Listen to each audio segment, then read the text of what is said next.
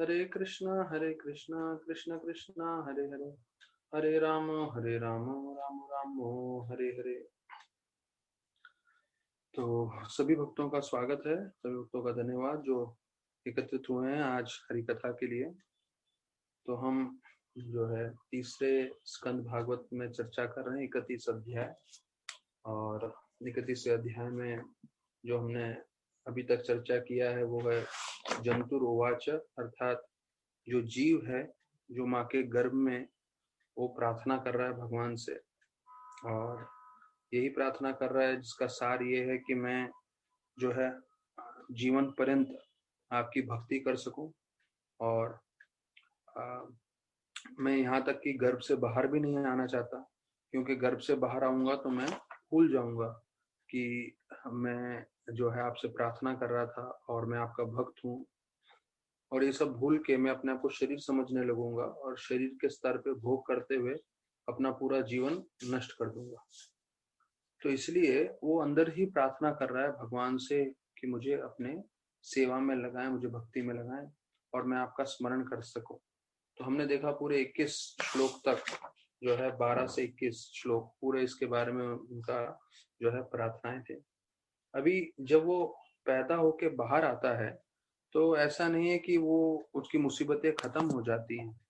हमने देखा कि गर्भ में उसको कितनी तकलीफें हैं।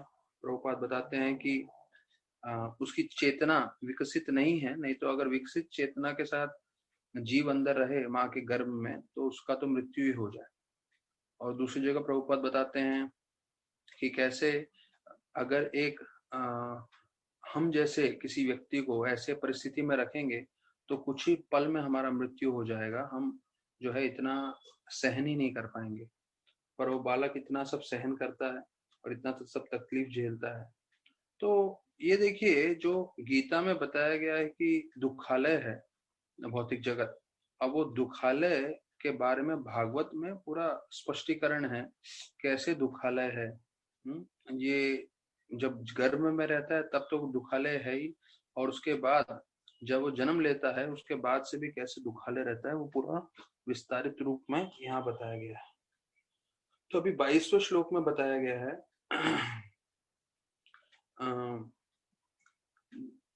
जब जो जीव छोटा बालक होता है, जो माँ के गर्भ में है, तो ये उसकी प्रार्थनाएं थी, ये उसकी इच्छा थी माँ के गर्भ में। लेकिन बोलते हैं श्रुति मारुतः, अर्थात जो हवा है, हवा के प्रपंच से जो है उसको उसका सर नीचे की तरफ होते हुए उसको बाहर जो है निकाला जाता है माँ के गर्भ से। तो ये अपने आप होने लगता है, क्योंकि वो ऐसा प्रकृति का नियम है कि समय आने पे अपने आप वो जो है उल्टा होके उसका सर से वो बाहर निकलने लगता है। फिर 23वें श्लोक में बताते हैं कि हवा के जोर से जो है उसको बहुत तकलीफ होती है, सर नीचे होता है और यहाँ तक कि वो श्वास भी नहीं ले पाता है। अब ये देखिए ये पूरा स्पष्ट वर्णन किया है कि जब बच्चा पैदा हो रहा है तो उसको कितनी तकलीफ हो रही है।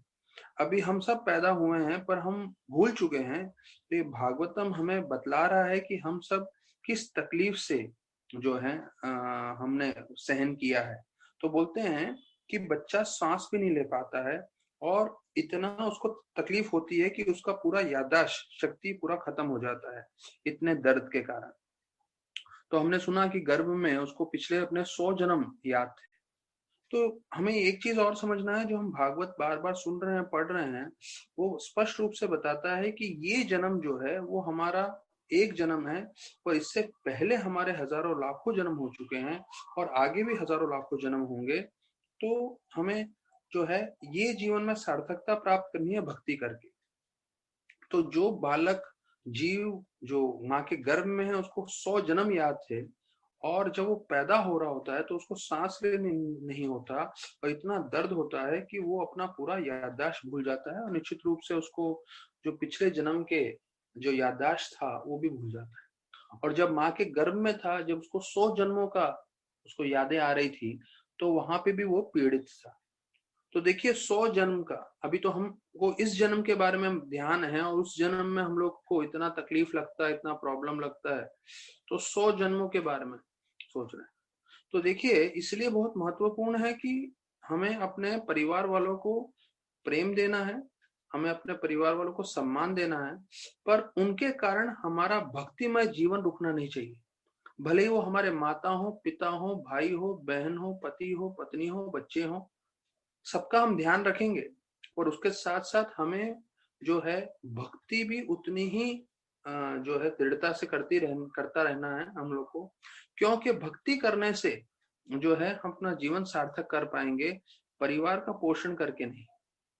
हाँ, वो कर्तव्य है, वो करना है हमें, लेकिन उसके साथ साथ भक्ति का जो है हमारा जो कनेक्शन है वो छूटना नहीं चाहिए। तो बोलते हैं इतने छोटे जगह से जब बालक बाहर आता है और बताया जाता है उसका श्वास लेना भी पूरी तरह से बंद हो जाता है, और उसके दर्द में वो अपना याददाश्त शक्ति भूल जाता है।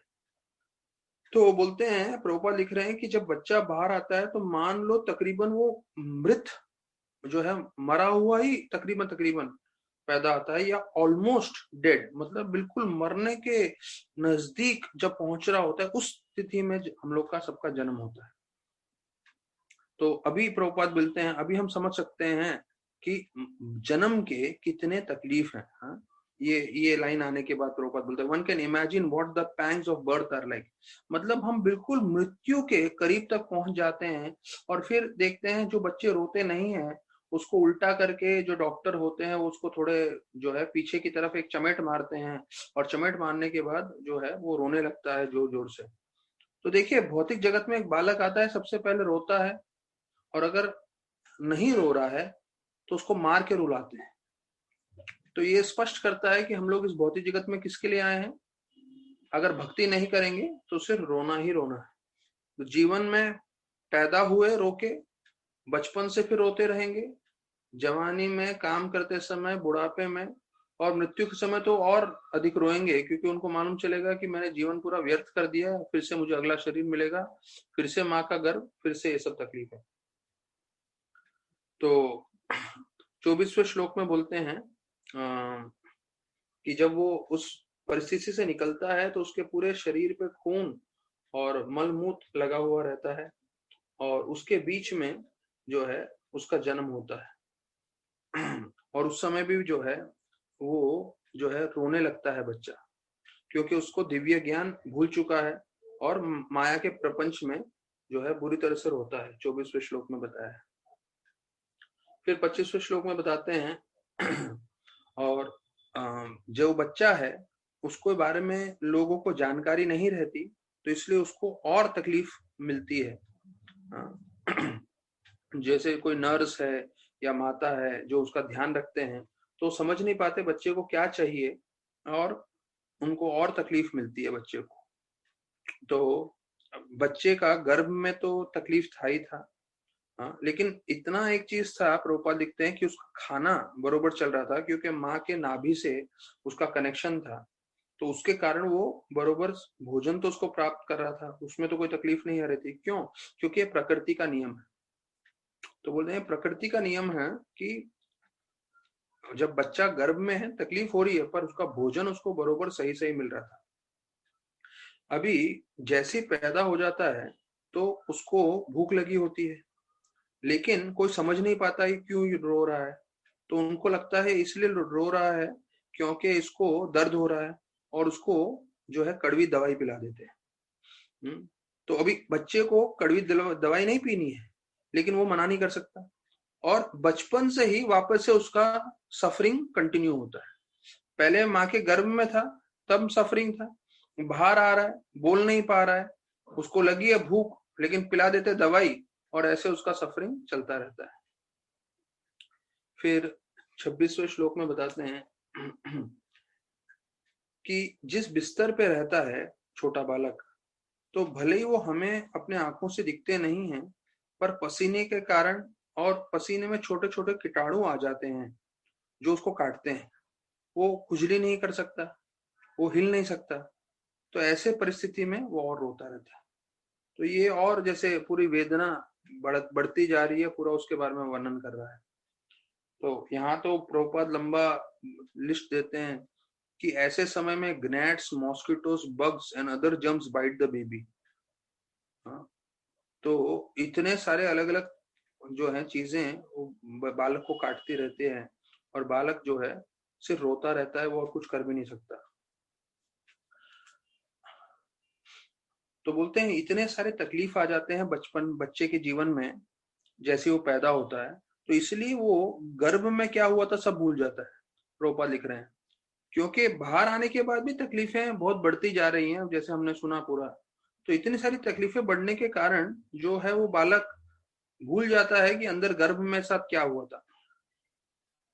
फिर प्रभुपाद बताते हैं, it is assumed that even if a person acquires some spiritual uplifting knowledge, circumstantially is not prone to forget it. Not only children but also elderly persons should be very careful to protect their senses of Krishna consciousness and avoid unfavorable circumstances so that they may not forget their prime beauty। तो बोलते हैं देखिए, एक बालक जो है अंदर कृष्ण भक्ति कर रहा था, बाहर आके भूल गया। क्यों? इतनी सारी तकलीफें हो गई। तो वो बोलते हैं बच्चों का बात तो ठीक है, प्रभुपाद बोल रहे हैं, हम जैसे बड़ों को बहुत ध्यान रखना चाहिए कि वो अपनी कृष्ण भक्ति बचाए रखें, नहीं तो कई ऐसी परिस्थितियां आएंगी जिससे हम अपना जीवन का असली लक्ष्य, असली उद्देश्य भूल जाएंगे। जैसे बच्चा बाहर आके बहुत सारी तकलीफों में ऐसे लिपट जाता है और वो भूल जाता है कि अंदर उसने क्या प्रार्थना की थी कि मैं भक्ति करूंगा और माया के प्रपंच से दूर रहूंगा, कृष्ण के चरण को हमेशा स्मरण करूंगा, उनका श्रवण कीर्तन जप करूंगा, वो सब भूल जाता है। तो प्रभु बोल रहे हो जैसे बालक भूल गया वैसे हम नहीं भूलने चाहिए, बड़ों को बहुत ध्यान रखना चाहिए।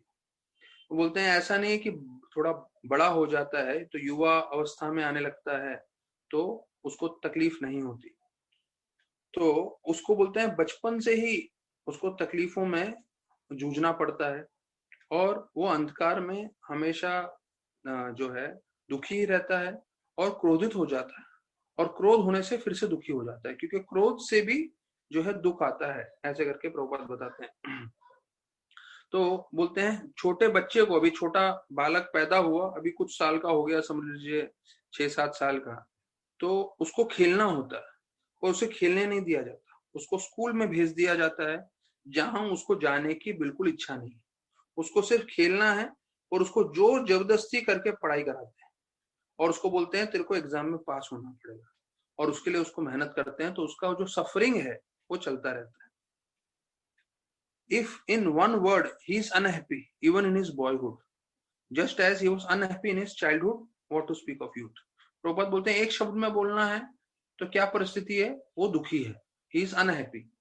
तो माँ के गर्भ में दुखी था, पैदा हुआ दुखी है, छोटा बच्चा था दुखी है, बड़ा होगा तो दुखी है, युवा पीढ़ी में आएगा तो हम जैसे लोग हैं जो कथा सुन रहे हैं सबको मालूम है, युवा पीढ़ी में ऐसा नहीं कि युवा पीढ़ी में वो आनंदित रहता है, उसमें भी ये, और फिर वैसे करते करते पूरा जीवन उसमें चले जाता है। और बोलता है जब उसको इंद्र भोग की चीजें नहीं मिलती तो वो क्रोधित हो जाता है और क्रोध से भी उसको दुख मिलता है। तो काम से भी दुख मिलेगा, क्रोध से भी दुख मिलेगा, पर फर्क इतना है जब काम की इच्छा संतुष्ट नहीं होती है तो उससे फिर जो है क्रोध आता है और क्रोध से भी दुखी मिलता है। मैं राधानाथ महाराज के साथ राधा आश्रम में कई बार महाराज मेरे को मिलते थे, जब 15 साल पहले की बात है, जब आश्रम में थे, तो क्योंकि महाराज तो पूरा जो है मंदिर को संभाल रहे थे और महाराज का पूरा वर्ल्ड का लेवल का रिस्पॉन्सिबिलिटी था, महाराज जीबीसी उस समय से थे, तो महाराज ज्यादा बात नहीं कर पाते थे, पर महाराज जब भी मिलते थे मुझे सिर्फ एक लाइन पूछते थे, आर यू हैप्पी। तो मैं महाराज को मुस्कुरा के हमेशा बोलता था हाँ Maharaj, yes Maharaj, I am very happy. तो ये एक लाइन अगर आप समझ लें तो वो, अभी महाराज जैसे इतने शुद्ध भक्त हैं, इतने सीनियर डिवोटी हैं, वो एक लाइन में सब कुछ आ जाता है। अगर आप बोले हाँ मैं खुश हूं, तो मतलब फिर भले ही कुछ तकलीफें हों, परेशानियां हों, वो सब ठीक है, बट सार वो है कि आप खुश हैं कि नहीं जीवन में। तो अभी जितने भी कथा सुनने वाले हैं, मेरा प्रश्न आप लोगों से है, मैंने कई आईएएस के प्रोग्राम्स में भी ये प्रश्न पूछे हैं कि आर यू हैप्पी, क्या आप खुश हैं। तो भौतिक जगत में दुखालय है वो तो मालूम ही है हमें, हम सब दुखों से झेल रहे हैं, परेशानी से झेल रहे हैं, ठीक है, लेकिन उसके साथ साथ हमें जो है खुश होना सीखना चाहिए भक्ति करते हुए। अगर हम भक्ति से जुड़े हैं तो भले ही दुखालय है, भले ही तकलीफें हैं, परेशानियां हैं, लेकिन अगर हम जितना कृष्ण भावनामृत होने की कोशिश करेंगे तो उस कृष्ण भावनामृत होते हुए जो है हम आनंदित रहेंगे, भले ही इन सब तकलीफों के बीच में। जैसे आज दोपहर को मेरा एक पहले दूसरा प्रवचन था, उसमें मैं बता रहा था कि देखिए भौतिक जगत दुखालय है, हमें मालूम है, लेकिन कोई बोल नहीं सकता कि 4 से 5:15 का समय में मैं दुखालय में हूं। जब हमारा प्रवचन चल रहा है उस समय कोई बोल नहीं सकता मैं दुख में हूं, परेशान में हूं, तकलीफ में हूं, जबकि है ये सब तकलीफें हमें प्रवचन से पहले होती हैं, ये सब तकलीफें प्रवचन के बाद होती है। प्रवचन में तकलीफ नहीं होता, क्यों? क्योंकि प्रवचन में हम कृष्ण के संपर्क में हैं। तो यहाँ पे बता रहे हैं कैसे जो है बचपन से ही पैदा होने के बाद भी तकलीफें चलती रहती है, और जो है फिर उसके आगे श्लोक में बता रहे हैं 29वें श्लोक में कि वो अहंकार उसमें बढ़ने लगता है, जैसे जैसे वो उसका उम्र बढ़ता है, क्रोध आने लगता है और वो दुश्मनी बनाने लगता है, और उसी तरह से जो है जिन लोगों को इंद्र भोग करना है उनके तरफ जो है उसकी दुश्मनी बढ़ने लगती है। तो ये भौतिक संसार का नियम है कि लोग एक दूसरे से दुश्मनी कर रहे हैं। तो भले ही आपको लग रहा होगा कि अभी जो है लद्दाख में चाइना के साथ हमारी दुश्मनी चल रही है या बॉर्डर पे प्रॉब्लम चल रहा है, पर ये दुश्मनी हर जगह है, देश देश में, लोग लोग में, समाज समाज में, और बिना कृष्ण भक्ति के इसका कोई समाधान नहीं होने वाला। तो ये गीता के जो 3रा अध्याय है उसके श्लोकों के बारे में वर्णन कर रहे हैं प्रभुपाद। इसके परपट में जो है 29वें श्लोक के परपट में प्रभुपाद गीता का 3रा अध्याय बोल रहे हैं। कृष्ण भगवान बोलते हैं काम ही है जो सबसे बड़ा दुश्मन है, और उसके कारण हम इस भौतिक जगत में फंसे रहते हैं, और यही काम जो है क्रोध का रूप धारण करता है। तो काम और क्रोध दोनों रजोगुण से जो है प्रेरित होते हैं, उससे आते हैं, और बोलते हैं विशेष रूप से काम रजोगुण से है, और जब काम संतुष्ट नहीं होता है तो क्रोध आता है, और क्रोध तमोगुण का प्रभाव करता है। तो फिर आगे बताते हैं कि हमको ऐसे काम से या क्रोध से या रजो या तमोगुण से उठने के लिए आध्यात्मिक ज्ञान होना चाहिए, तभी हम जो काम है काम को प्रेम में बदल सकते हैं। किसके प्रेम में? कृष्ण भगवान के प्रेम में। और नरोत्तम दास ठाकुर का भजन में लिखा हुआ है, काम कृष्ण कमार्पणे। तो अगर हम चाहते हैं कि हमारा काम जो है बदले, तो उसके लिए हमें भगवान कृष्ण के संबंध में आना चाहिए, उनकी सेवा करना चाहिए। तो we want everything for the satisfaction of the supreme personality of God. तो ये सोच विचार होती है भक्त की, जो यहाँ प्रभुपाद बता रहे हैं कि एक भक्त हमेशा हर एक चीज, हर परिस्थिति में यही सोचता है कि वो कैसे भगवान को प्रसन्न कर सकता है। तो रूप Goswami has therefore recommended that because in material existence we have so many objects of sense gratification which we need for maintenance of the body, we shall use all of them without attachment for the purpose of satisfying the senses of Krishna. That is actual renunciation. तो रूप गोस्वामी बोल रहे हैं हमें अपने जीवन में बहुत सारी चीजें उपयोग में आने वाली है, क्योंकि हमें अपना शरीर जो है बनाए रखना है। तो जब हम इन सब चीजों को इस्तेमाल कर रहे हैं, तो इस्तेमाल करते समय हमें एक चीज ध्यान रखना है कि हम सब कृष्ण भगवान को अर्पण करें। और सबसे उत्तम जो चीज है वो है भक्ति। जैसे हम भारतवर्ष में हैं, कितनी बार हमें भारतवर्ष की महिमा भी नहीं मालूम है कि इतना हम पुण्य भूमि में पैदा हुए हैं। भले ही कितना ही कलयुग का प्रभाव है, भले ही कितना ही लोग कुछ भी कर रहे हैं, पर फिर भी भारत मतलब पुण्य भूमि है ही। एक बार राधानाथ महाराज जो है एयरपोर्ट से जो है कृष्ण चंद्र प्रभु उनको लेकर आ रहे थे, और उनके साथ एक और सीनियर ब्रह्मचारी थे। तो वो कभी कभी सिग्नल पे कैसा होता है, ऑरेंज में निकल जाओ तो ट्रैफिक हवलदार रेड है करके आपको रोक लेगा और फाइन मारेगा। तो ये हमेशा का प्रॉब्लम रहता ही है। तो कृष्ण चंद्र प्रभु ने निकाल दिया था, ऑरेंज का ही टाइम था तब, उनके निकलने के बाद इनफैक्ट ऑरेंज हुआ था, लेकिन वो हवलदार लोगों का तो आदत रहता ही है, रोक दिया और बोल रहे हैं ए ड्राइवर बाहर निकलो। उनको मालूम भी नहीं चल रहा है कि कौन है। कृष्ण चंद्र प्रभु मफतलाल को बोल रहे ड्राइवर बाहर निकल। और तो उस वक्त ब्रह्मचारी ने बोल दिया, अरे महाराज जी हैं, महाराज जी हैं, सन्यासी हैं, उनको मंदिर जाना है, उनका बस बहुत सब लोग रुके हुए हैं, आप कृपया करके हमें जाने दें। तो बोलते ऐसे कैसे जाने दें, आपने सिग्नल तोड़ा, आप जो है अपना लाइसेंस दें। फिर बोलते हैं, तो उन्होंने बोला नहीं नहीं जाने दे जाने दे। तो बोलते ठीक है 500 रुपया फाइन दे।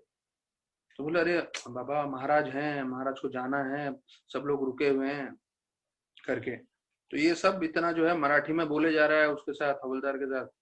तो हवलदार देखता है सैफरन साधु लोग हैं और सन्यासी हैं, तो फिर बोला कि नहीं नहीं सन्यासी लोग को परेशान नहीं करना चाहिए। तो उसमें भी थोड़ा तो था जो है संस्कृति। तो उसने बोला हाँ एक ही शर्त पे जाने दूंगा, जो है आशीर्वाद देने को बोलो आपके महाराज जी को मुझे। तो उसने जो है अपनी टोपी हटा दी।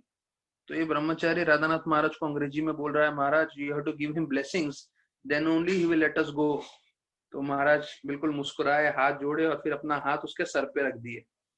और तो वो खुश हो गया कि चलो मुझे आशीर्वाद मिल गया, फिर निकल गई गाड़ी। गाड़ी जैसे निकली तो राधानाथ महाराज बोलते हैं, भारत इतना पुण्य भूमि है कि आप किसी को रिश्वत में भी आशीर्वाद दे सकते हो। अर्थात कि ये जो व्यक्ति है इसको सिर्फ जो है पैसा नहीं दे रहे थे, ये नहीं दे रहे थे, तो आशीर्वाद दे के आगे निकाल दिए। तो ये हमारे भारत संस्कृति का फायदा है कि अभी भी साधुओं के प्रति सम्मान है। और जो है मैंने एक आर्टिकल में देख रहा था जिसमें बोल रहे थे कि नरेंद्र मोदी जी चतुर्मास्य में सिर्फ एक ही बार खाना खाते हैं। तो ऐसे प्रधानमंत्री भी हैं जो इतनी तपस्या कर रहे हैं और इतना वो जन समुदाय के कल्याण के लिए कार्य कर रहे हैं। तो ये बड़ा अहोभाग्य है हमारा कि हम भारतवर्ष में हैं। तो हमें जो है जितना भी अच्छे से भक्ति समझ सकें तो वो करना चाहिए और दूसरों को भी देना चाहिए। फिर जो है 30वें श्लोक में वर्णन आता है कि कैसे उसको जो जीव है वो हमेशा इस विचारधारा में रहता है, मैं और मेरा। तो इस विचारधारा में होने के कारण जो है वो इस भौतिक जगत में फंसा रहता है और फिर वो अपने शरीर के लिए सब कार्य करने लगता है और फिर से कर्मों के प्रपंच में फंस जाता है। तो देखिए कैसे जो है वर्णन किया गया था पिछले अध्याय में नरक लोक का, कैसा उसका मृत्यु होता है, कैसे वो उसको धुतकारते हैं परिवार वाले क्योंकि वो बूढ़ा हो जाता है, पैसा नहीं कमा पाता है इसके लिए। और जो है कुत्ते के समान वो घर में रहता है, कुत्ते के समान उसको भोजन दिया जाता है, अपमान होता है लेकिन फिर भी रहता है। और प्रभुपाद ने बताया था और कपिल देव बताते हैं कैसे कोई बूढ़ा बैल होता है उसका कोई सम्मान नहीं करता है, वैसे बूढ़ा व्यक्ति जो पैसे नहीं कमा सकता तो उसको कोई सम्मान नहीं करते। और ऐसे में इतने दर्दनाक अवस्था में वो शरीर त्यागता है, वो सब हमने सुना। उसके बाद नर्क लोक में कैसे यमदूत लोग उनको परेशान करते हैं, तकलीफ देते हैं। उसके बाद वापस से वो जो है पिता के शरीर में जो है अनाज के द्वारा प्रवेश करता है और वीर्य की शक्ति से माँ के गर्भ में पहुंचता है और फिर से उसको अपने कर्मों के हिसाब से ऐसी माता के गर्भ में आश्रय मिलता है जहाँ पे वो जन्म लेता है। फिर वो बड़ा होने लगता है, तो पूरा हमने विस्तार में सुना। फिर बड़ा होते होते अभी युवा पड़ी में आता है, मतलब युवा अवस्था में आता है, अपने आप को शरीर समझने लगता है, शरीर समझ के भोग करने लगता है, फिर से उसी चक्कर में फंस जाता है। तो अभी स्पष्ट बता रहे हैं 32 से 48 मतलब इन जो है 16 श्लोकों में कि कैसे वो वापस से पूरी तरह से इसी प्रपंच में फंस जाता है। जैसे हम लोग सब हजारों लाखों जन्मों से इस भौतिक जगत में फंसे हुए हैं, तो ये फंसने का पूरा तरीका क्या कारण है वो अभी जो है 32वें श्लोक से चालू हो जाएगा। तो अभी ध्यान से समझना है कि हम लोग क्यों इस भौतिक जगत में फंसे हुए हैं, वो स्पष्ट रूप से बता रहे हैं। तो 32वें श्लोक में फिर जीव जो है वो गलत कार्यों में लग जाता है और जो है अधर्मी लोगों के संग में आ जाता है और अपनी जीवा और अपने ज्ञानेंद्रिय उसको प्रसन्न करने के लिए वो पूरा जीवन भर कार्य करते रहता है और फिर से वो नरक में चला जाता है जैसे पहले गया था, एज बिफोर। तो देखिए, अपनी जीवा और अपनी ज्ञानेंद्रियां, ये दोनों का आनंद भोगने के लिए वो वापस से फंस जाता है, अधर्मी लोगों का संग लेता है, अधर्म कार्यों में लगता है और फिर से नरक में जाता है। तो ये पूरा भी विस्तार पूर्वक वर्णन अभी धीरे धीरे करते हुए आएगा। प्रभुपाद 31 श्लोक के तात्पर्य में बता रहे हैं, the so called national government leaders mislead people more and more. तो बोलते हैं आज के समाज में जो भी देश में या जो नेता हैं, वो लोग सब जो हैं लोगों को गलत रास्ते में मार्गदर्शन कर रहे हैं। उनका क्या है गलत रास्ता? अपने आप को ये बता रहे हैं कि हम शरीर हैं और शरीर के हिसाब से वो सब कार्य कर रहे हैं। तो उसके लिए बताया जाता है, अंधा यथांधे उपनीय माना। ये प्रहलाद महाराज का 7वें स्कंद से है, ये श्लोक बोल रहे हैं कि कैसे एक अंधा व्यक्ति दूसरे अंधे व्यक्तियों को मार्गदर्शन करते हुए दोनों खड्डे में जाके गिरते हैं। तो आज के लीडर जिनको आध्यात्म ज्ञान नहीं है, पूरी तरह से भौतिक इंद्र तृप्ति और शरीर के स्तर पे कार्य कर रहे हैं, और ऐसे ही वो पूरे समाज को प्रोत्साहन दे रहे हैं कि वो भी ऐसे कार्य करें, तो वो भी खड्डे में, पूरा समाज भी खड्डे में। ये जो है पूरा समाज का हालत हो रहा है। अभी जो है हम लोग 32वें श्लोक से चर्चा करेंगे। 32वें श्लोक में बताते हैं, यदा असद्भि पति पुनः शिष्णोदर कृतोद्यमे अस्थितो रमते जंतुस तमो विशति पूर्वत। तो तमो विशति पूर्वत, जैसे हमने बताया था कि वापस से वो जो है अंधकार में जो है प्रवेश कर जाता है। क्यों? क्योंकि असत संगी मतलब अभक्तों का संग करता है। तो वो जो है हमने चर्चा किया। तो प्रभुपाद अभी 32वें श्लोक में जो है विस्तार पूर्वक बताएंगे, तात्पर्य महत्वपूर्ण है इसका। बताया जाता है कि हमने अभी पढ़ लिया है, प्रभुपाद बोल रहे हैं कि कैसे जीव को अंध तमिश्र और तमिश्र नरक में भेजा जाता है। तो उधर से निकलने के बाद उसको कुत्ते या सुअर का शरीर मिलता है, और ऐसे कई जो है जन्म प्राप्त करने के बाद उसको मनुष्य शरीर मिलता है। और मनुष्य शरीर प्राप्त करने के बाद यहाँ कपिल देव मुनि बता रहे हैं कि वो माँ के गर्भ में कैसे मुश्किलें झेलता है, और इतना सब करने के बाद जब उसका जन्म होता है तो फिर वो जो है इंद्र भोग करने में, सेक्स करने में और अच्छा स्वादिष्ट भोजन करने में उसका ध्यान उसी में रहता है। तो बोलते हैं अब उसको मनुष्य शरीर मिला है, लेकिन उस मनुष्य शरीर में वो अपना महत्वपूर्ण समय किस चीज में बर्बाद कर देता है? सेक्स में और अच्छा भोजन खाने में। और इसके लिए वो वापस अंध तमिश्र और तमिश्र नरक में प्रवेश करता है। तो देखिए, दो चीज के बारे में बताया गया है कि जिसके कारण उसका जीवन पूरा व्यर्थ हो जाता है। तो देखिए, भौतिकवादी व्यक्तियों के बारे में स्पष्ट बताया है, और ये हमारे लिए भी लागू हो सकता है अगर हम ध्यान न रखें कि वो हमेशा सेक्स में पड़ा रहेगा या अच्छा भोजन खाने में। तो बोलते हैं ये भौतिक जीवन है। प्रभुपाद बोलते हैं, eat drink B Mary and enjoy. मतलब खाओ पियो मजा करो, और आध्यात्म के बारे में कुछ सोचने की जरूरत नहीं है। तो ये जो है जिसके कारण सब लोग मुश्किल में है, तकलीफ में है। तो जो है आगे बता रहे हैं कि कर्मी लोगों के साथ, अभक्त लोगों के साथ संग करना मतलब आत्महत्या करने के बराबर है। क्योंकि जब आत्महत्या करता है तो उसका शरीर नष्ट हो जाता है। तो वैसे यहाँ बता रहे हैं कि जब हम अभक्तों का संग करते हैं, कर्मी लोगों का संग करते हैं, तो उसका संग होने के कारण जो है हमारा पूरा आध्यात्म जीवन नष्ट हो जाता है। तो उससे अगर बचना हो तो हमें हमेशा साधुओं का संग करना चाहिए, साधुओं से मिलते रहना चाहिए।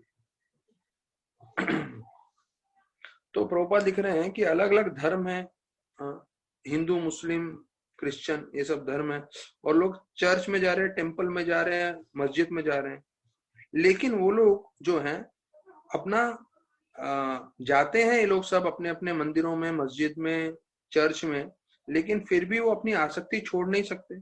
और वो लोग जो है सेक्स लाइफ के तरफ और अच्छे भोजन के तरफ हमेशा आकर्षित रहते हैं। तो here it is clearly stated that one may officially be very religious man, but if he associate with such person, then he is sure to slide down to the darkest region of hell. कि आप धार्मिक होगे लेकिन आप ऐसे लोगों के साथ संग करोगे जिसको सेक्स में आकर्षण है और अच्छे अच्छे भोजन करने में, तो निश्चित रूप से नरक में प्रवेश करेंगे। फिर जो है 33वां श्लोक आ रहा है, सत्यम शोचम दया मौनम बुद्धिर्षीद हरिर यश क्षमा समोदमा भागश्चेति यस्नागाद्यति संशयम। तो अभी इसमें कम से कम जो है 10 या 12 गुणों का वर्णन किया गया है कि कैसे कोई जो है इंद्र भोग करने लगता है पूरी तरह से, तो कैसे उसके सारे अच्छे गुण का विनाश हो जाता है। मतलब बुरी संगत में आपके ये सारे गुण जो है नाश हो जाते हैं। सच बोलना, साफ सुथरा रहना, कृपा करना, कंपैशन, ग्रेविटी, बुद्धि, इंटेलिजेंस, शाइनेस जो है, तपस्या, फेम, फॉरगिवनेस, क्षमा करना, और इंद्रियों का मन और इंद्रियों को वश में करना। तो ये सब कुछ नष्ट हो जाता है अगर हम गलत संगत में रहते हैं। तो देखिए कम से कम 1 डजन चीजों का वर्णन किया गया है। तो those who are addicted to sex life, पर्पट में स्टार्ट कर रहे हैं 33वें श्लोक में, those who are addicted to sex life cannot understand the purpose of absolute truth, nor can they be clean in their habits, not to mention showing mercy to others। अर्थात जो sex के प्रति बहुत आकर्षित रहेगा तो वो भगवान को समझ नहीं पाएगा, स्वच्छ नहीं रहेगा। जब भगवान को नहीं समझ रहा है, स्वच्छ नहीं रह रहा है, साफ नहीं रह रहा है अंदर से और बाहर से, तो वो कृपा क्या दिखाएगा, दूसरे लोगों का कल्याण क्या करेगा। तो मर्सी तो आ ही नहीं सकता ऐसे व्यक्ति में, तो प्रभुपाद बता रहे हैं। तो इसलिए प्रभुपाद बता रहे हैं कि वो लोग कृष्ण भक्ति समझ नहीं सकते जो लोग बहुत आकर्षित रहते हैं इन चीजों से, और ना ही वो भौतिक रूप से समृद्ध हो सकते हैं। प्रभुपाद लिख रहे हैं और उनके पास ऐश्वर्य भी नहीं रहता। तो प्रभुपाद इस 33वें श्लोक को अंत कर रहे हैं एक शब्द बोल के कि they are, in one word, they are unfortunate, अर्थात दुर्भाग्यशाली लोग होते हैं जो ऐसे परिस्थिति में फंस जाते हैं। तो देखिए प्रभुपाद कितना स्पष्ट करके बता रहे हैं कि जो लोग इंद्र भोग में लगे हैं और उसी में फंसे रहते हैं तो उनका क्या हालत होता है। आध्यात्मिक तो आध्यात्मिक जो है, भौतिक रूप से भी जो है उनका कल्याण नहीं। हमारे एक भक्त जो है किताब वितरण कर रहे थे, तो उसका तरीका ऐसा था, ये दिसंबर मैराथन में वो ट्रेन में जाते थे और ट्रेन में जो है बीच में खड़े रह के सभी लोगों के बीच में वो किताबें निकाल के उसके बारे में बताते थे कि हम इस्कॉन से आए हैं, ऐसा ऐसे करके, और सब गीता भी दिखाते थे और गीता के बारे में 2 शब्द बोलते थे। तो जिनको किसी को लेना होता था तो वो ले लेते थे। तो ऐसे ही वो हर बार कर रहे थे। तो एक बार उन्होंने ऐसे अनाउंसमेंट किया तो उसमें से एक सज्जन खड़े हो गए और बोले, आपने इस्कॉन के बारे में बताया है, तो हमने सुना है हर इंस्टीट्यूशन में जो है दोष भी होते हैं, फॉल्ट्स भी होते हैं, तो हम जानना चाहते हैं आपके इंस्टीट्यूशन में, इस्कॉन में क्या कमियां हैं, जरा कमियां आप बताइए, आपके जो फॉल्ट हैं, जो आप लोग के इधर की गलतियां हैं वो बताइए, वो सुनना चाहते हैं।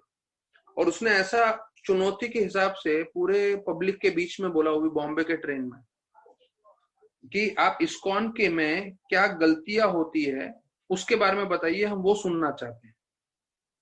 तो जो है वो भक्त भी थोड़ा चतुर ही था, तो उसने भी बोल दिया कि हम लोग जो है इस्कॉन में सभी लोगों को स्वीकार कर लेते हैं, ये हमारी गलती है। भले ही कोई कितना ही गलत कार्य करके आया हो, भले ही वो कितना ही शराब सिगरेट में जो है उसका जीवन व्यतीत हो रहा होगा, ऐसे व्यक्ति को भी हम स्वीकार कर लेते हैं, ये हमारी गलती है।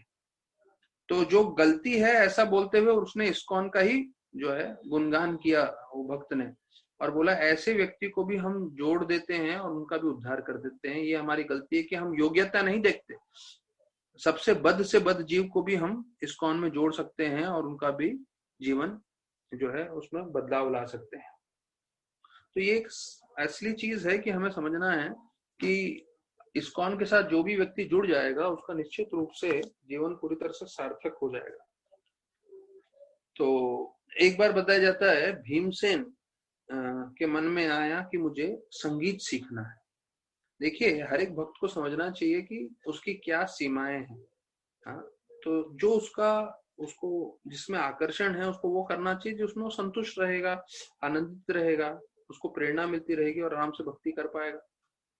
तो ये जो भक्त है भीमसेन है, उनको जो है संगीत सीखना था। अभी संगीत और भीमसेन का कोई जो है जोड़ है नहीं। तो वो हस्तिनापुर में ही, महल में ही जो है, ये सब होने के बाद की बात है, युद्ध वुद्ध होने के बाद के बताया जाता है कि वो संगीत सीखने के लिए बैठ गए और संगीत सीख गाए जा रहे हैं, गाए जा रहे हैं, किसी को गुरु को भी लेकर आ गए। तो अभी सारे के सारे जो है महल में सब एकदम जो है तकलीफ में आ रहे थे भीमसेन के गाने से। लेकिन अभी भीमसेन को बोले कौन? भीमसेन तो ऐसे क्रोधवेश में आते हैं, गदा लेके किसको मार दें कोई भरोसा नहीं।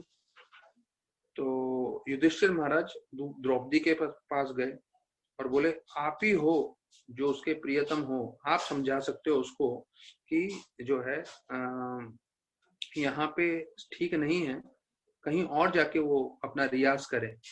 तो द्रौपदी बोलती है ठीक है, क्योंकि उसको भी तकलीफ हो रहा था। तो जो है भीमसेन को जाके बोलती है, अरे भीमसेन जी, आप यहाँ कहाँ जो है ये कर रहे हो रियाज? ये तो एकांत में करना चाहिए। जो संगीत का रियाज होता है वो सबके सामने नहीं करते हैं, एकांत में करते हैं। तो जब वो ऐसा बोलती है तो उसको लगता है हाँ हाँ सही है। तो वो क्या करता है, एकदम जो है जंगलों में एकदम एक कोने में जाके, बिल्कुल जहाँ पे कोई ना हो वहां पे जाके रियाज करता है अकेला। तो वहां पे रियाज करते करते जो है एक व्यक्ति आ जाता है और व्यक्ति आके बोलता है, अरे भीमसेन जी आप? तो बोलता है, अरे चौंक क्यों गए तुम, और तुम कैसे आ गए? मैं तो इतना गहराई जंगल में बैठा हूँ रियाज करने के लिए। तो बोलता है, मैं बोल दूं लेकिन उससे सुनने के बाद आप मेरे को पिटाई नहीं करोगे, आप पहले वो वचन दो। तो बोलता है ठीक है, मैं तुम्हें पिटाई नहीं करूंगा, बोलो क्या हो गया, तुम क्यों आए यहाँ पे? तो बोलते हैं, मेरा गधा गुम हो गया था और जब मुझे किसी का आवाज सुना तो मुझे लगा मेरा गधा यहाँ पे है। तो भीमसेन को समझा, ओ इसलिए द्रौपदी ने मुझे यहाँ से हस्तिनापुर में से, महल में से बाहर भेज दिया और बोला एकांत में करना चाहिए, मतलब मेरा जो आवाज है वो गधे के समान है करके। तो भीमसेन समझ गए उस वक्त। फिर उन्होंने अपना गाने वाने का जो इच्छा था सब छोड़ दिया। फिर जब वापस से आ गए महल में, तो युधिष्ठिर महाराज ने उनको बोला कि देखो शाम को सेवा है, तो आपको इनको बुलाना है, कृष्ण भगवान को। तो आप जाओ मेरा रथ लेके और तुरंत जो है कृष्ण भगवान को लेकर आओ, तो अभी जाओगे तो शाम तक आ जाओगे। तो हस्तिनापुर में थे वो और कृष्ण भगवान मथुरा में थे। तो दिल्ली और मथुरा आपको मालूम है ज्यादा नहीं समय है, 3-4 घंटे में आ जाते हैं। तो वो बोले मेरा रथ लेके जाओ और उनको लेकर आ जाओ, शाम को एक बहुत महत्वपूर्ण कार्यक्रम है। तो भीमसेन बोले हाँ हाँ भ्रातर्षि, बड़े भाई मैं करता हूँ। तो उसी वक्त जो है उधर भोजन परोस रहे थे और भोजन परोसते समय तो आपको मालूम है कैसे भीमसेन को भोजन तो बहुत पसंद था ही। तो बोले अरे जाना है तो भोजन थोड़ा प्राप्त करके जाता हूँ, थोड़ा थोड़ा विलंब होगा और क्या होगा। फिर भोजन खाने बैठे तो ऐसा स्वादिष्ट भोजन था, तो वो परोसते गए परोसते गए परोसते गए, तो खाते गए खाते गए खाते गए, कितना समय गया मालूम नहीं चला। और फिर भोजन प्राप्त करके उनको लगा बस थोड़ी देर में मैं चाहूंगा, बस दो थोड़ी देर आराम करता हूँ, थोड़ी देर आराम करता हूँ करके बोलते हुए वो सो गए और सीधा उठे, सीधा शाम हो गई। और उठ के जैसे ही वो बाहर जा रहे थे युधिष्ठिर महाराज मिले। तो उनको ये सुबह को सेवा दी गई थी कि भाई कृष्ण भगवान को लेकर आना है। तो बोले तुम कृष्ण भगवान को लाए कि नहीं लाए? तो उनको अभी समझ में आ गया, अरे भाई मैं तो खा के सो गया और सेवा हुई नहीं करके। तो वो मतलब समझ गए युधिष्ठिर महाराज कि उसने गड़बड़ किया है, गया ही नहीं, यहीं पे बैठा हुआ है और भोजन करके सो गया। तो जो है वो एकदम जो है युधिष्ठिर महाराज क्रोधित हो जाते हैं और उसको बहुत सुनाते हैं, तो बहुत डांटते हैं उसको, भीमसेन को। तो भीमसेन एकांत में जाके उनको इतना बुरा लगता है कि अरे मुझे सेवा दिया गया था, मैं सेवा नहीं कर पाया, खा के जब सो गया। तो वो रोने लगते हैं और बोलते हैं कृष्ण भगवान आप जो है आपको ला नहीं पाया, मुझे क्षमा करें, ऐसे करके उनकी आंखों से आंसू निकल आते हैं। तो जैसे आंसू निकल आते हैं उसी वक्त जो है कृष्ण भगवान प्रवेश करते हैं महल में। तो युधिष्ठिर महाराज उनको देख के चौंक जाते हैं, बोलते हैं अरे भीमसेन तुमने बताया नहीं कृष्ण भगवान आ गए हैं, मैंने उनको बेकार में डांट दिया। तो जो है भीमसेन को मालूम है वो गए नहीं थे मथुरा, तो वो भगवान को बोलते हैं अरे आप कैसे आ गए। तो भगवान बोलते हैं तुम इतना संगीत कर रहे थे, संगीत का रियाज कर रहे थे, पर उससे मैं कभी प्रसन्न नहीं हुआ, लेकिन आज जब तुमने मुझे अपने दिल से याद किया और दिल से याद करते हुए आपके आंखों से आंसू आ गए, तो मैं सब काम छोड़कर आ गया। तो देखिए ये इस कहानी से हमें समझना है कि जब हम भक्ति से भावपूर्वक हम कुछ भी कार्य करेंगे तो उसके लिए जो है भगवान अवश्य जो है हमें मदद करेंगे और हमारे सहयोग देंगे। तो यहाँ पे फिर अभी वर्णन आ रहा है 34वें श्लोक में। ये थोड़ा भारी श्लोक है, यहाँ से अभी जो चालू हो रहा है कि असत्संग क्या है। तो बोलते हैं असत्संग वो है कि प्रभुपाद यहाँ इसमें पहले अनुवाद में बताते हैं कि हमें ऐसे मूर्ख लोगों के संग नहीं करना चाहिए जिनको आत्म साक्षात्कार का ज्ञान ना हो, और ऐसे लोग जो हैं एक कुत्ते के समान हैं जो नाचते रहते हैं स्त्रियों के कहने पे। थोड़ा भारी शब्दों का उपयोग किया है, ये 34वां श्लोक है। तो ऐसे करके बताया जाता है योषित क्रीड़ा मृगेशु चा। हाँ, तो इसका मतलब है वो नाचते रहते हैं एक पालतू कुत्ते के समान।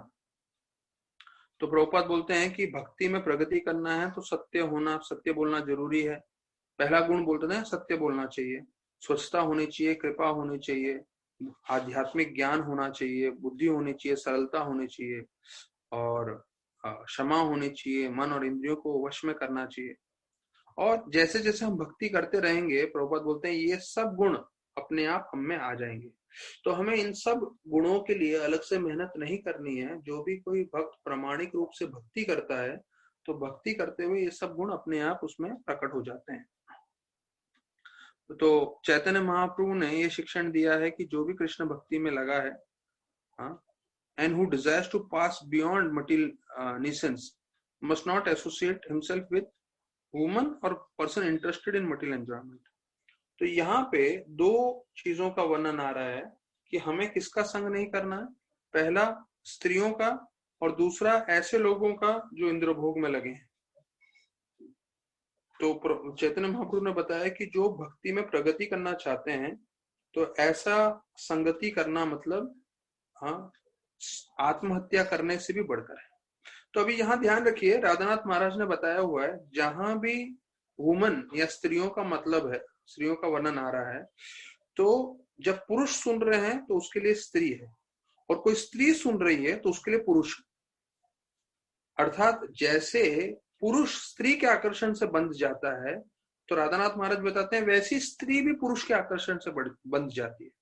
तो जहां जहां शास्त्रों में स्त्रियों का वर्णन है तो वो पुरुषों के लिए है, और जब कोई स्त्री सुन रही है तो उसके लिए वो स्त्री शब्द बदल के पुरुष हो जाता है।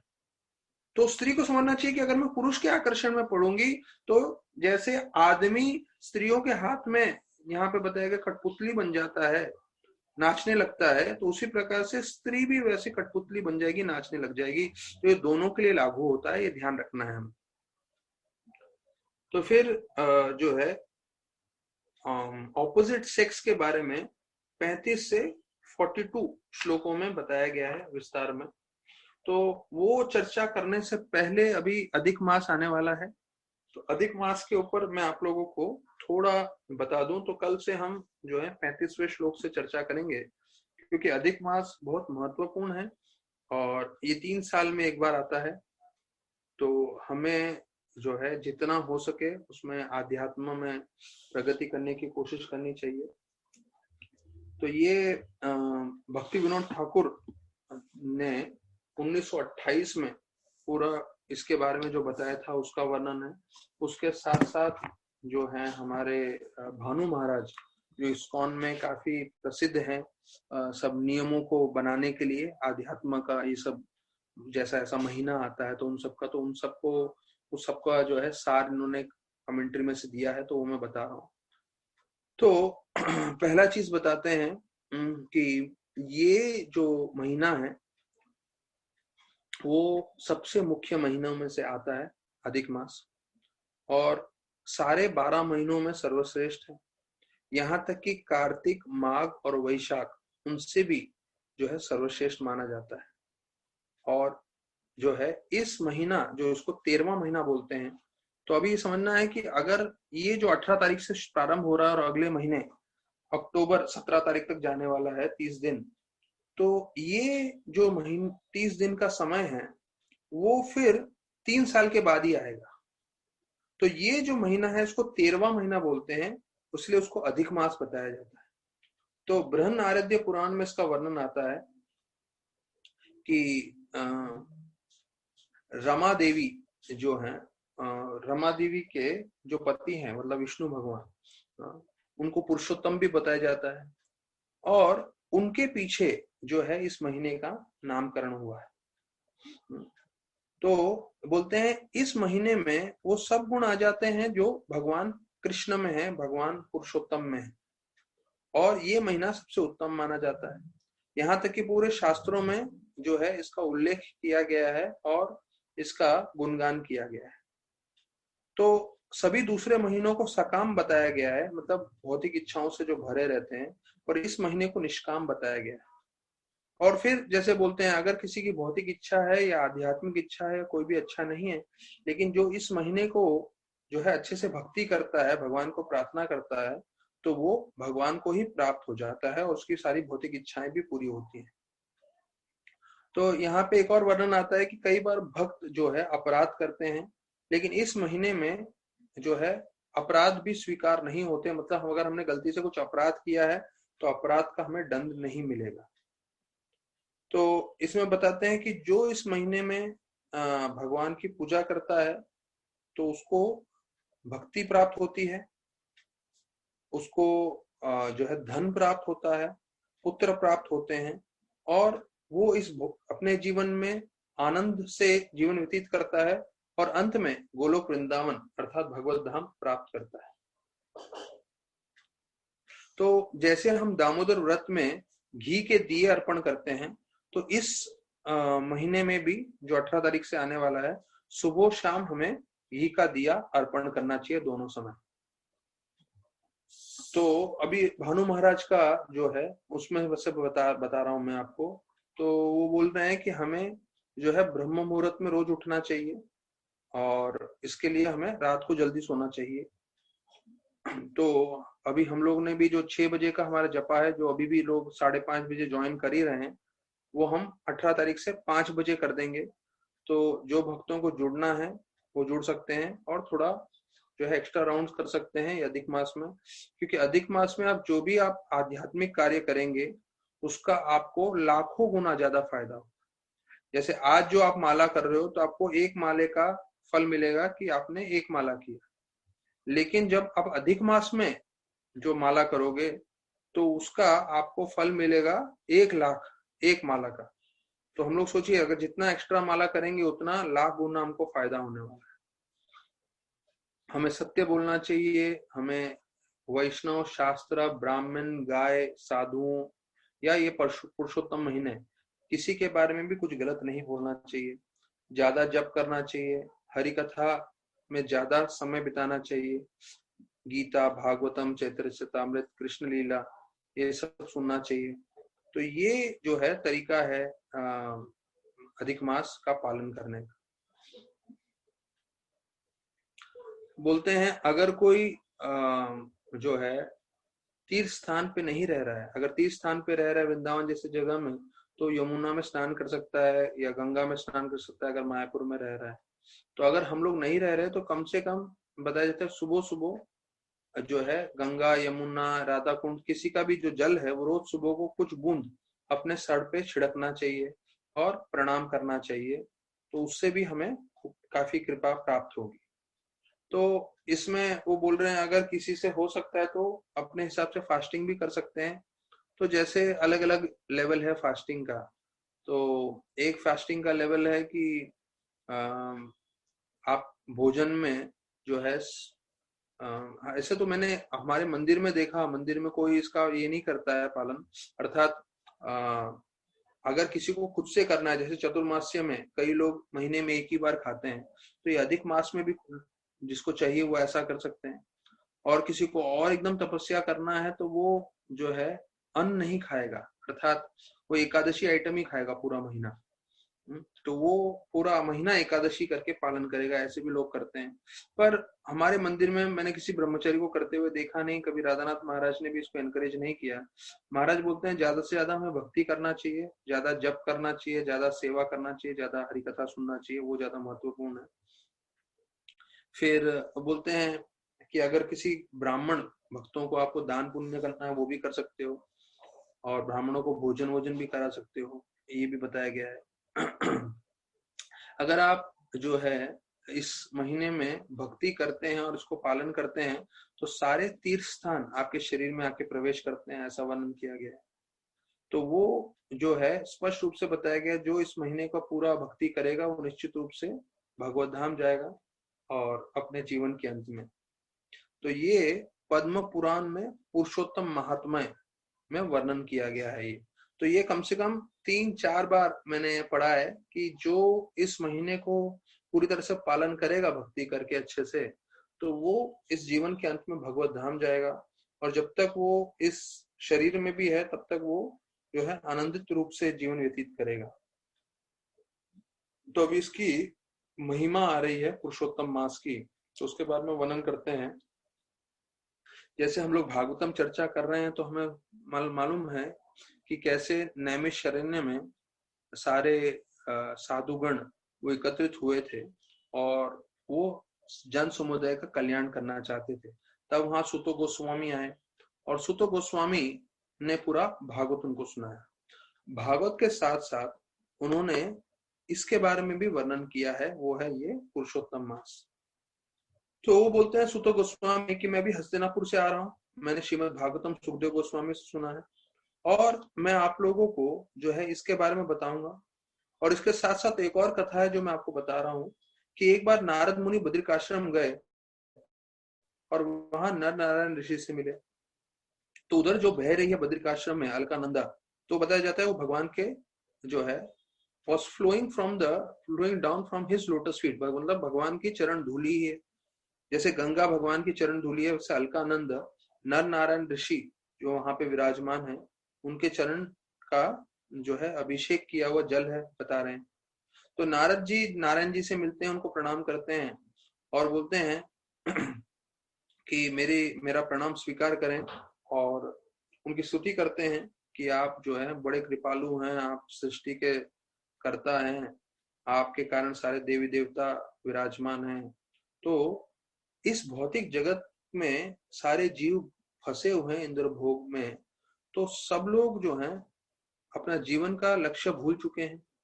तो आप कृपा करके ऐसा कुछ ज्ञान का चीज बताएं जिससे कोई गृहस्थ व्यक्ति हो या कोई साधु हो, वो सबका कल्याण हो और वो सारे के सारे जो है भगवत धाम प्राप्त कर सके।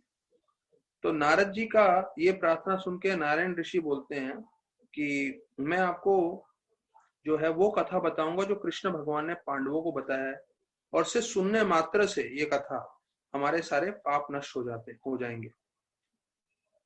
तो वो बोलते हैं कि आपको ये सब बात मालूम है, लेकिन फिर भी मुझे मालूम है नारद मुनि आप दूसरे लोगों के कल्याण के लिए प्रश्न पूछ रहे हो।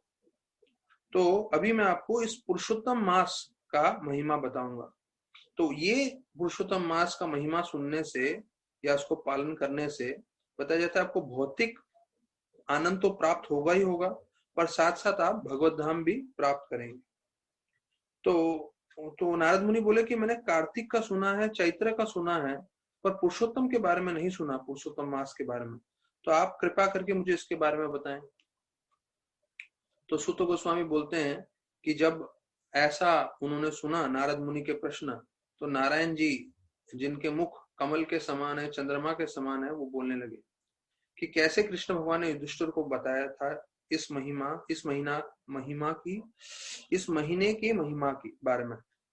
तो बताया जाता है युधिष्ठिर महाराज ने सब कुछ घुमा दिया था अपना, उनका धन संपत्ति, उनका राजपाट सब चला गया था। यहाँ तक कि द्रौपदी को भी बहुत अपमान झेलना पड़ा था। तो ऐसे परिस्थिति में जब वो जंगल में थे, तब बताया जाता है वो काम्यवन गए थे वृंदावन में, और वहां पे एक बार जो है कृष्ण भगवान उनसे मिलते हैं। तो जैसे कृष्ण भगवान को देखते हैं तो सारे के सारे पांडव और द्रौपदी एकदम आनंदित हो जाते हैं, और जितना भी उनको तकलीफ था जंगल में रहने का, वो सब उनका तकलीफ हट जाता है। तो फिर बोलते हैं कि उन्होंने उनको प्रणाम किया, और कृष्ण भगवान बोलते हैं कि मैं आप लोगों को, तो भगवान, पहले कृष्ण भगवान बहुत क्रोधित हो जाते हैं दुर्योधन पे, क्योंकि उनको मालूम है दुर्योधन के कारण ये सब हुआ, और वो इतने क्रोधित होते हैं कि वो पूरा सृष्टि को भस्मीभूत करना चाहते थे। तो लेकिन सब भक्त जो पांडव थे वो समझ गए कि भगवान क्रोधित हो रहे हैं, तो प्रार्थना करने लगे नम्रता से। तो उनकी प्रार्थना सुन के भगवान ने अपने आप को वश में कर लिया, और फिर जो है वो बोलने लगे, क्योंकि आप लोग इतने मेरे परम भक्त हो, इसलिए आप लोग जो चाहते हो मैं आपके लिए उसी तरह से कार्य करूंगा। अभी मैं आप लोगों को पुरुषोत्तम मास का महिमा बताऊंगा, ऐसे बोल के कृष्ण भगवान स्वयं जो है पांडवों को बता रहे थे। कृष्ण भगवान पांडवों को बता रहे थे, फिर नारायण भगवान नारद मुनि को बता रहे थे, और फिर सूत गोस्वामी शौनक आदि ऋषिगण को बता रहे थे, और अभी कलयुग में हम लोग जूम चैनल पे बताएंगे एक दूसरे को। तो देखिए, जब बद्रीनाथ में नारायण ऋषि में चर्चा चल रहा था, उन्होंने शायद उनको तो पूरा त्रिकालज्ञ हैं वो लोग, उनको तो पूरा भविष्य दिखता है। उनको मालूम चल गया होगा कि कोरोना वायरस के टाइम में सब लॉकडाउन में घर में बैठे होंगे, तो जूम में भी यही चर्चा होने वाला है जो हम लोग चर्चा कर रहे हैं। तो अभी ये पूरी कथा आती है कि कैसे वो जो है, ये जो अधिक मास था, वो अधिक मास बिल्कुल रोते हुए जाते हैं, तो भगवान उनको स्वीकार कर लेते हैं कृष्ण भगवान, और बोलते हैं कि उनके पास ये महीना में जो मेरे पास ऐश्वर्य है, और जो भक्त लोग मेरा स्मरण करते हैं, वही फल मिलेगा जो लोग इस महीने में स्मरण करेंगे, क्योंकि ये महीना और मैं अलग अलग नहीं है। बोलते हैं मेरे में जितनी शक्ति है उतना शक्ति इस महीने में आएगा, ये भगवान कृष्ण बोलते हैं। तो बोलते हैं मैं इस महीने में अपनी सारी आध्यात्मिक शक्ति रखने वाला हूँ, इसलिए ये महीना मेरे नाम के पीछे आएगा, जिसे बोलेंगे पुरुषोत्तम। फिर बोलते हैं कि मैं इस अधिक मास का पति बनूंगा, कृष्ण भगवान स्वयं बोल रहे हैं। तो अधिक मास के पति कौन है? साक्षात कृष्ण भगवान पुरुषोत्तम। तो बोलते हैं इस, क्योंकि अभी मैं इनका पति बन गया हूं, तो ये महीना सर्वश्रेष्ठ माना जाएगा सभी महीनों में। तो सभी लोगों को इस महीने में प्रणाम करना चाहिए, भक्ति करनी चाहिए। हाँ, और जिसको कोई भी भौतिक इच्छा है उसकी सब प्राप्ति हो जाएगी। तो बोलते हैं पिछले जितने भी जन्म हैं उसके सारे पाप नष्ट हो जाएंगे, और वो जो है इस भौतिक जगत में आनंदित जीवन जी पाएगा, और जीवन के अंत में भगवत धाम भी जा पाएगा। फिर बोलते हैं गरुड़ ध्वज, ये विष्णु भगवान को बोल रहे हैं। ऐसे बोलते हुए गरुड़ ध्वज मतलब विष्णु भगवान को संबोधित करते बोलते हैं कि विष्णु भगवान इनको लेकर आए होते हैं कृष्ण के पास। तो कृष्ण भगवान बोलते हैं कि मेरा गोलोक में कोई पहुंच नहीं सकता, भले कोई तपस्या करे, भले कोई जो है पाप पुण्य करे, भले कोई ब्रह्मचर्य का पालन करे, या वो पूरा व्रत अपना जीवन भर करे, लेकिन जो भी इस पुरुषोत्तम मास का पालन करेगा वो निश्चित रूप से भगवत धाम आ सकता है। तो फिर बोलते हैं, अभी कृष्ण भगवान युधिष्ठिर महाराज को बोल रहे हैं कि आप लोग इतना तकलीफ में हो क्यों? क्योंकि आपने पिछली बार पुरुषोत्तम मास का पालन नहीं किया था जो 3 साल पहले हुआ था।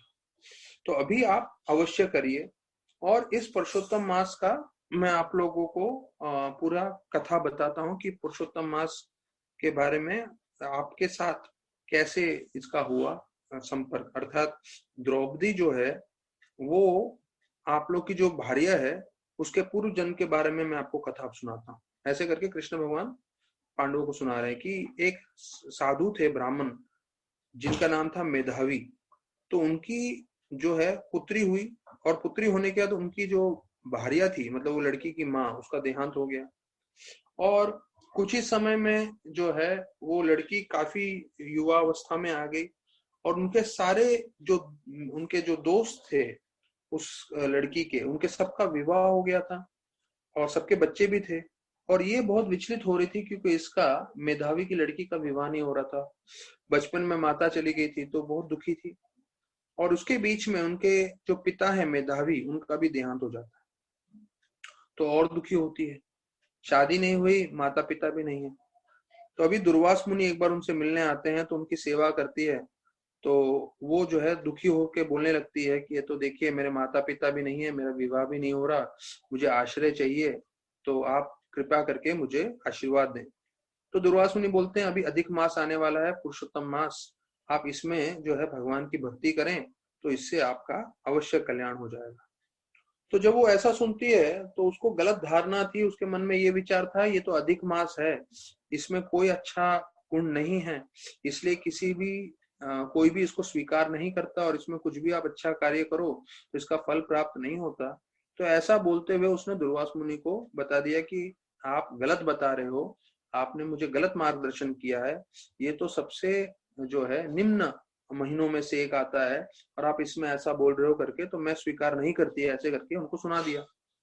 तो दुर्वास मुनि बहुत क्रोधित हो गए, लेकिन वो उन्होंने बोला कि मैं आपको श्राप नहीं दूंगा क्योंकि आप मेरे मित्र की पुत्री हो, लेकिन क्योंकि आपने पुरुषोत्तम मास का अपराध किया है तो उसका आपको फल इस जन्म में भी मिलेगा और आपको इसका फल जो है अगले जन्म में भी मिलेगा।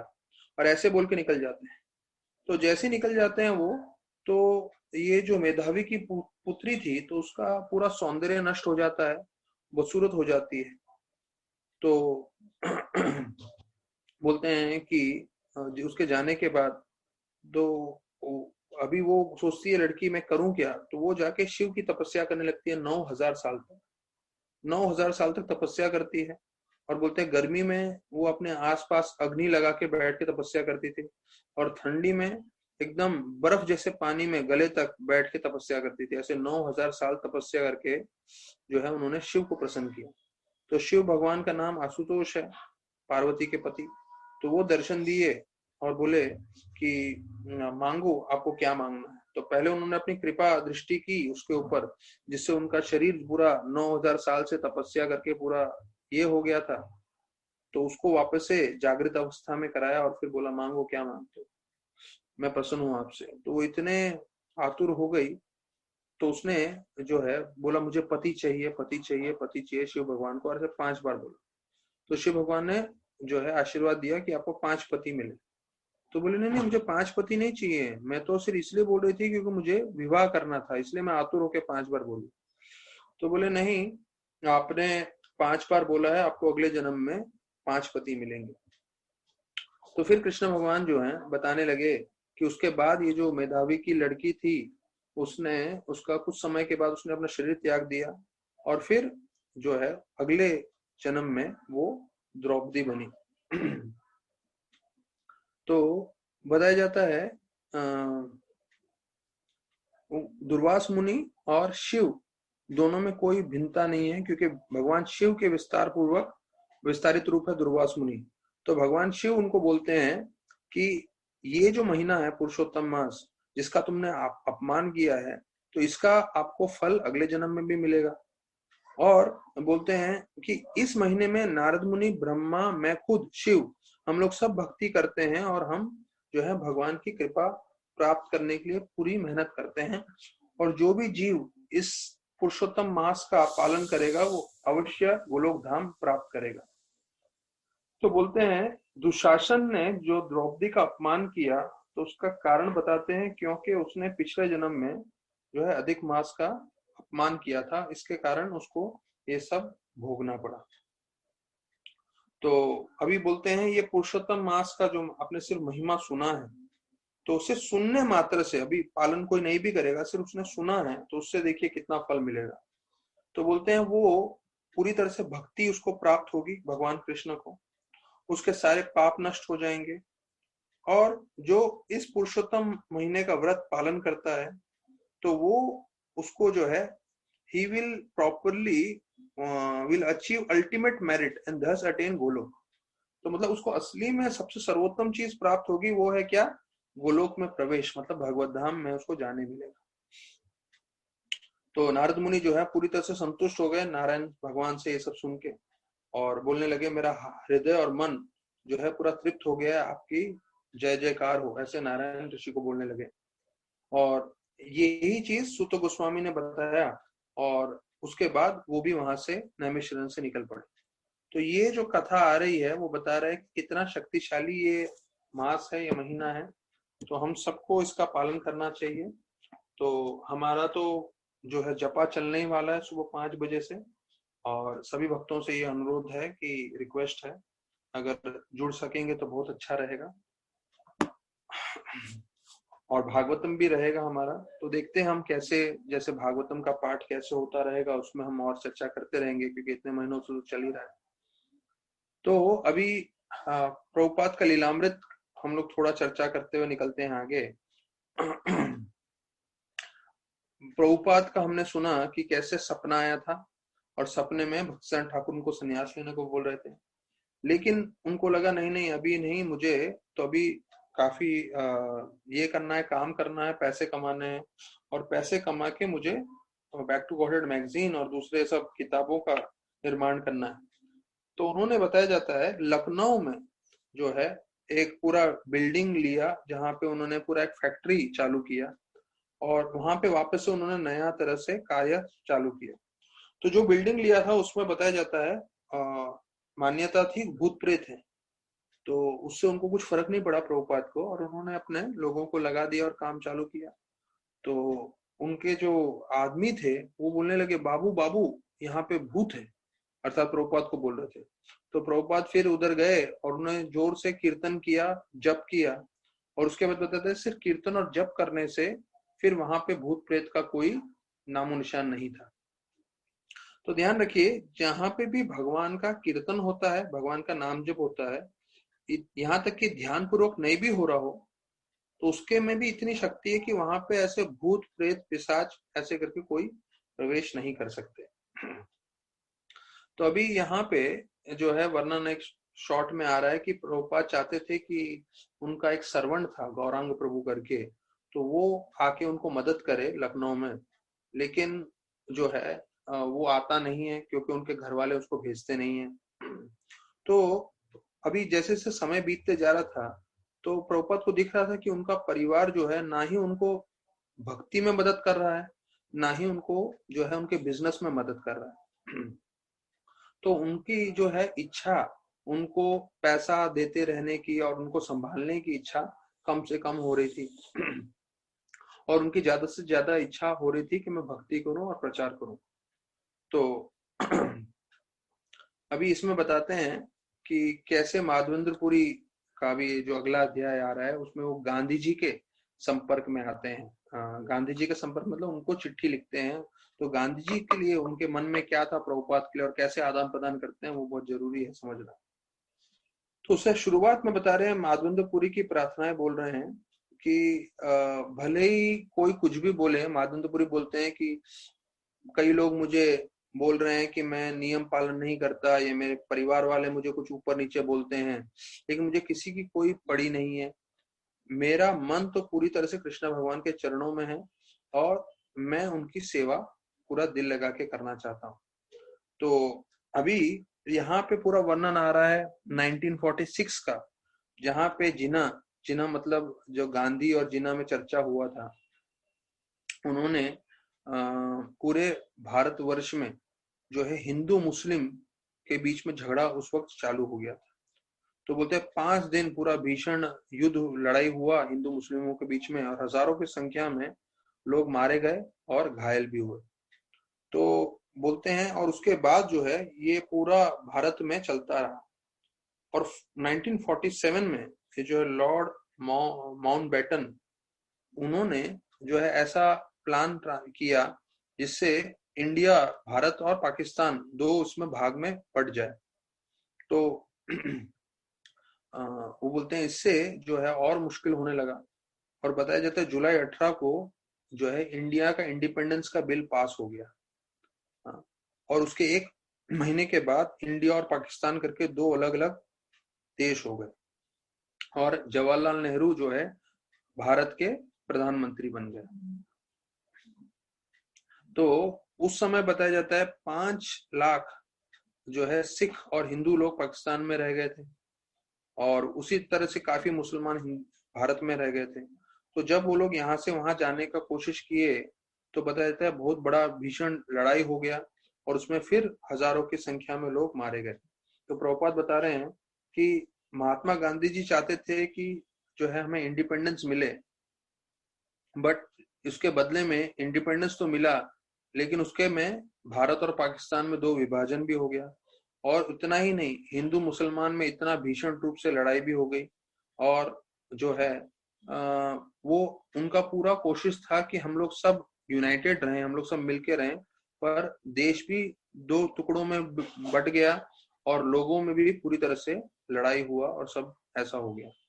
तो प्रभुपाद लिखते हैं कि हिंदू लोग जो है मुसलमान लोग के मस्जिद में जाके मस्जिद तोड़ते थे और मुसलमान लोग हिंदुओं के मंदिर में आके मंदिर तोड़ते थे और उनको लगता था हमने उनका भगवान को जो है खत्म कर दिया। पर वो समझ नहीं आता है उनको कि मुसलमान हो कि हिंदू हैं, सबके भगवान तो एक ही हैं। और फिर बोलता है 1947 का हिंदू मुस्लिम का जो लड़ाई था वो बहुत ही बढ़ गया और बोलते हैं जब वो मर जाते थे तो किसी को समझ में नहीं आता था वो हिंदू है कि मुस्लिम। सबकी लाशें एक साथ पड़ी थी और जो है सबकी लाशों को एक साथ जला दिया गया। तो मतलब ये हम हिंदू मुस्लिम करके झगड़ा कर रहे थे, पर प्रभुपाद ये बताते हैं कि एक बार शरीर मर जाता है तो थोड़ी मालूम चलता है कि ये हिंदू है कि मुस्लिम। तो प्रभुपाद जो है वो भारत को भले स्वतंत्रता मिल गई थी पर वो समझ गए कि जब तक कृष्ण भक्ति लोगों के जीवन में नहीं आएगा तब तक जीवन का लोगों का कल्याण नहीं होगा। तो पहले बोल रहे थे कि वो ब्रिटिशर्स लोग के हाथ में सफर कर रहे थे, अभी ब्रिटिशर्स चले गए तो अभी किसके हाथ में सफर कर रहे हैं? अपने ही लोगों के, पर सफरिंग चलता रहेगा जैसे यहाँ शास्त्रों में लिखा है। तो India's original Krishna conscious culture could be applied as the successful solution to all manners of dilemma। मतलब जितने भी मुश्किल परिस्थितियां हैं अगर उस सब परिस्थितियों में अगर कृष्ण भक्ति अपनाया जाए तो उससे जो है कल्याण हो सकता है। तो अभी जो है यहाँ से इस तरफ इस जो पॉइंट है यहाँ से पूरा गांधी जी के बारे में वर्णन है, कैसे उन्होंने गांधी जी को बड़ा चिट्ठी भी लिखा पर उसका बारे में कोई रिप्लाई नहीं आया और फिर हम सबको मालूम है गांधी जी का अंत भी हो गया। तो तकरीबन कई पन्ने जो है उसके ऊपर है जो हम चर्चा कल करेंगे गांधी जी के ऊपर और कैसे उन्होंने चिट्ठी लिखी और प्रभुपाद ने इतना अच्छा चिट्ठी लिखा है गांधी जी के ऊपर और उनको कैसे प्रचार कर रहे हैं। तो एक चीज हमें समझना है कि प्रभुपाद जो है ना दुनिया प्रभुपाद को जानती थी उस वक्त, ना गांधी जी जानते थे, लेकिन फिर भी वो अपने तरफ से कोशिश कर रहे थे गांधी जी को प्रचार करने के लिए, उनको भक्ति में जोड़ने के लिए। तो हमें भी कोशिश करते रहना है जितने भी लोग हो सके उनको जोड़ने के लिए। और कोई ऐसे जैसे गांधी जी जैसे, गांधी जी तो पूरे इंडिया के जो है फादर ऑफ द नेशन है, ऐसे जितने भी महत्वपूर्ण लोग हैं वो अगर जुड़ेंगे तो वो अपने बहुत शक्तिशाली पोजीशन से बहुत ज्यादा प्रचार कर सकते हैं और बहुत ज्यादा लोगों को भक्ति में जोड़ सकते हैं। तो इसके साथ ही आज हम प्रवचन को विराम देते हैं और कल 4 बजे मिलेंगे और सब लोग सुबह जपा के लिए भी आ सकते हैं। बहुत बहुत धन्यवाद सभी भक्तों का। हरे कृष्णा।